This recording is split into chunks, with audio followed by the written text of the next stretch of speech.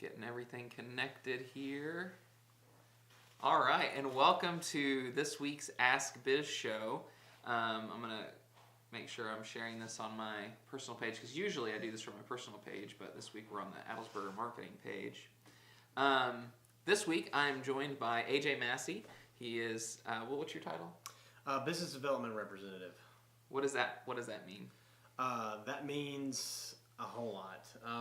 Really just a member of the marketing department. My job is to bring business into the credit union from somewhere outside of the credit union. So I don't really help with direct marketing. I don't really help with billboards or commercials or media or anything you see out there. But anything that comes from outside through individual businesses, through community involvement, through whatever else out there that people might enter our doors from somewhere outside, hopefully I'm the one who's trying to pull those people in. And so a lot of relationship kind of stuff, marketing. Yes. Okay. A big part of my job is relationships. It's representation of the credit union, the community, stuff like this. Getting out there and talking to people as much as I can face to face, sharing our credit union difference and the credit union story. All right. Well, what is the Ask Biz show? If you're watching on the Leaders Credit Union feed, you might not know what this is, but the Ask Biz show is a show that Adelsberger Marketing puts out every Monday at noon. It's live on Facebook and Periscope. And then the camera you can't see over here is recording us to go on YouTube later. So what it is we try to take questions ahead of time, or I try to take questions ahead of time. Sometimes you can put in questions by the feeds that you're watching or through Twitter. And then why do I do this? Well, I think by helping everybody do business better, the whole town, the whole region will do better. But then ideas are free, but execution costs money. And so maybe this sparks an idea with you. And then maybe you need to hire me to do it. So that's the whole gambit right there. And so normally I have a little bit of a segment that I talk, but since we've got AJ with us this week, we're just going to talk to AJ. AJ, a lot of people probably don't really understand the difference between a credit union and a bank, and I even forget sometimes. And my grandfather used to be the president of a credit union. So shame on you. I know he's not watching because they don't have a computer. But so AJ, why don't you tell us a little bit about the difference between a credit union and a bank? Absolutely. Well, there's really two big differences, and it kind of is the basis of everything we do and how that we operate. So there's the first biggest difference is our ownership structure.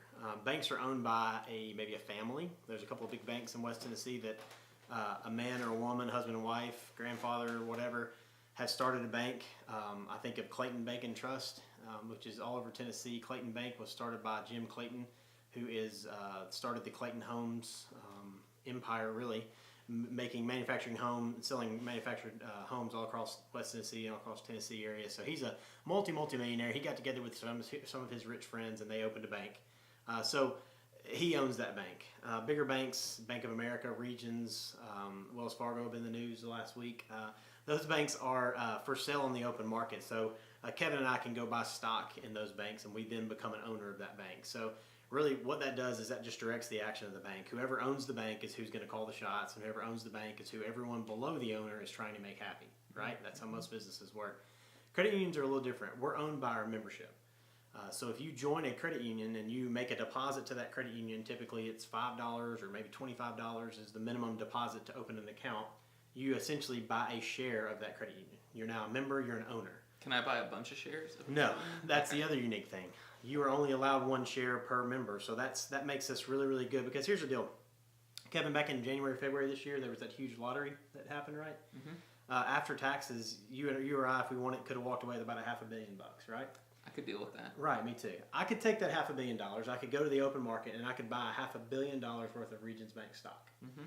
What do you think happens to my Regions Bank opinion of me, little old AJ up here in Jackson, Tennessee, after they find out that I just bought $500 million worth of stock? It becomes very important. Very important. Yep. They care about what I say. They care about my opinion. Well, I got news for you. I know jack squat about running a bank, and that's scary. That money equates influence and power. Leaders. We don't care how much you put in. We don't care how little you put in. We don't care what you've done with us. If you have an account with Leaders Credit Union, you're an owner. You have one vote. My CEO has one vote. I have one vote. My wife, my 3-year-old son, technically speaking, has a membership. He has one vote. So we get to elicit change. So we have an annual meeting every year. We invite our membership to come to that annual meeting. We have, last year, I think 600 or 700 of our members came, and we have a big party. We give them cupcakes. We give away several $1,000s worth of door prizes, and we have just a big celebration. Introduce new employees, people that have hit milestones. It's a good family event, but at the same time, we have a business meeting. So our members can vote on stuff. They can change things. If they don't like something, the direction something's going, they can make a motion. It's a business meeting. As an owner of this credit union, I make a motion that you guys stop charging this fee, or that you build a branch in my neighborhood, whatever the case may be. So pretty unique, pretty neat way to do business, and it allows our membership to own access. So there's the first biggest difference is ownership structure. And then the second biggest difference is going to be where our profits go at the end of the year. I'll go back to Clayton Bank. I'm not picking on them. They're just one that come to mind.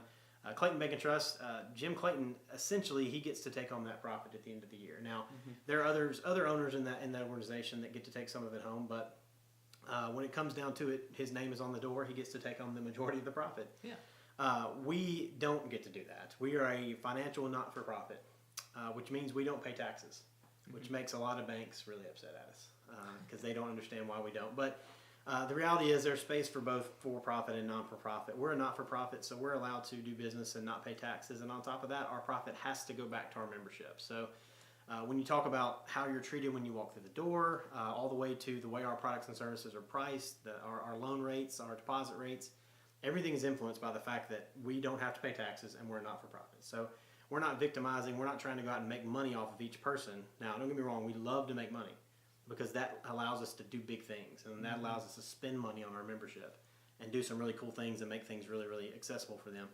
But beyond that, the reality is all we really have to do is keep our lights on.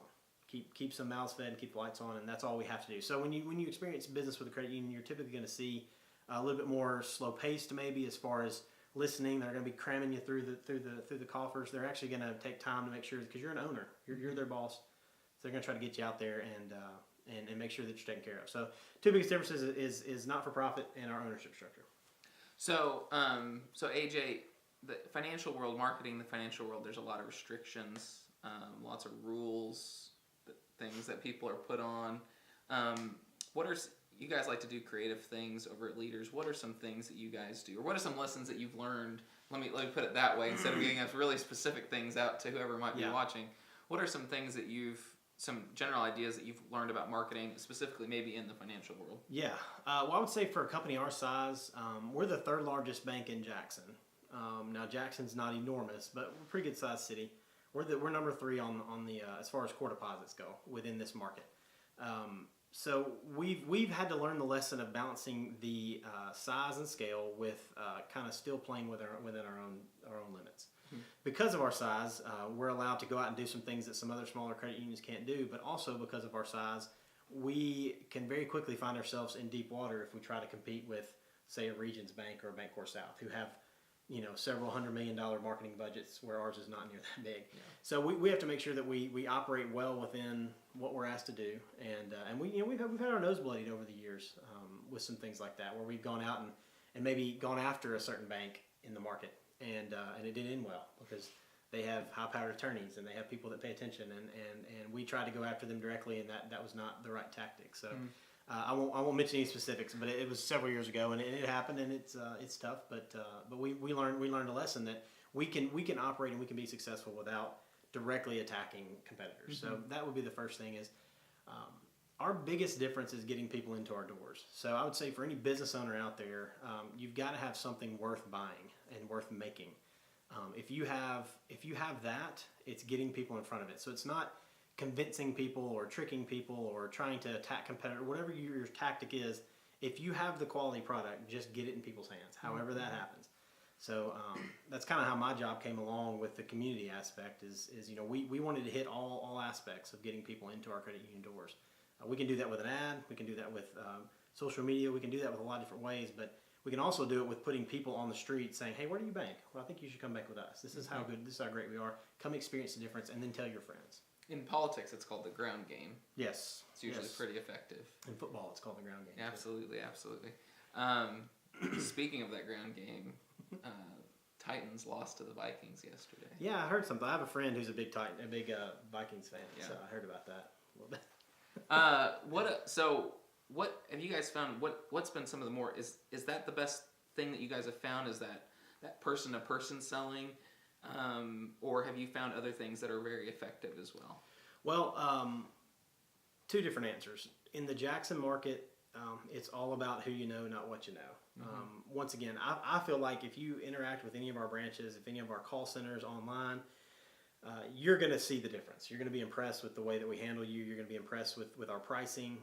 You are going to be knocked down with how good we are. So the idea is within Jackson, I feel like our brand is not as well recognized as I'd like it, but still very well recognized. Very rarely do I hear people that have anything bad to say about us. I don't know why they'd say it to me, but even second or third hand, I don't hear about negative things out there. I just hear a lot of positivity. Now, other banks in town, you do hear negative things.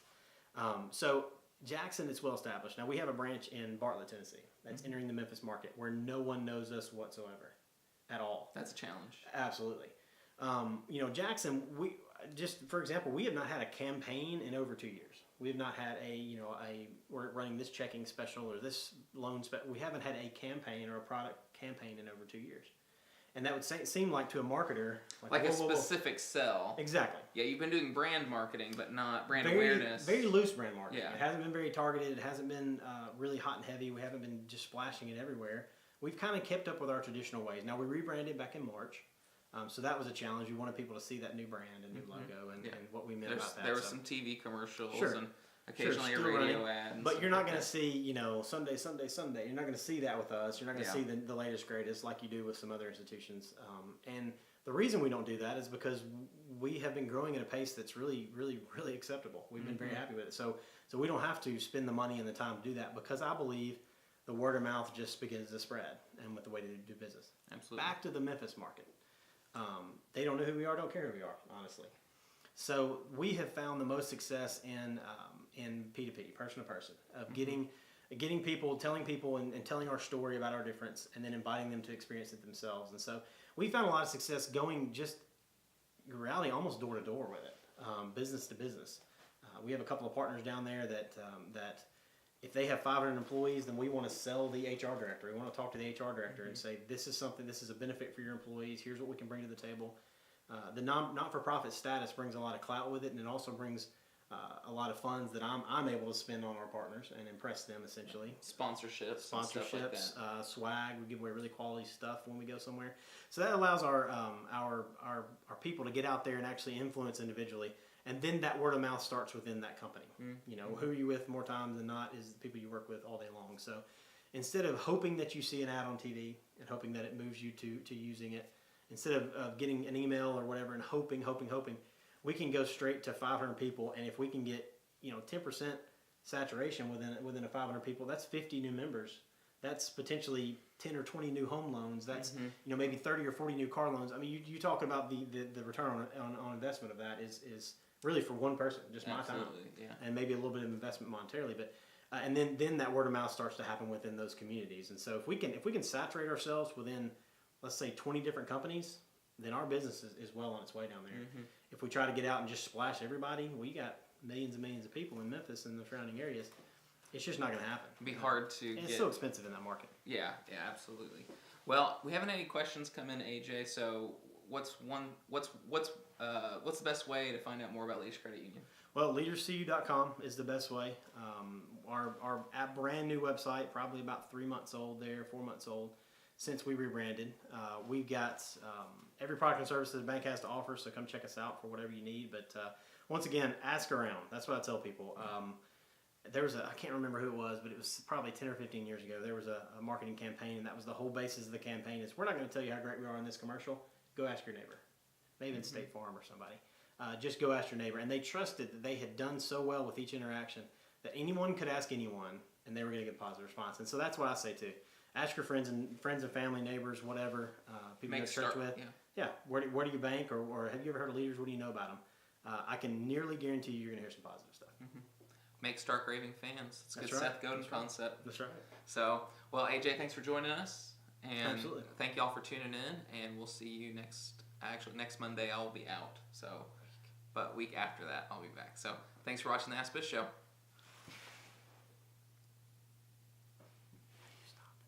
Bottom corner.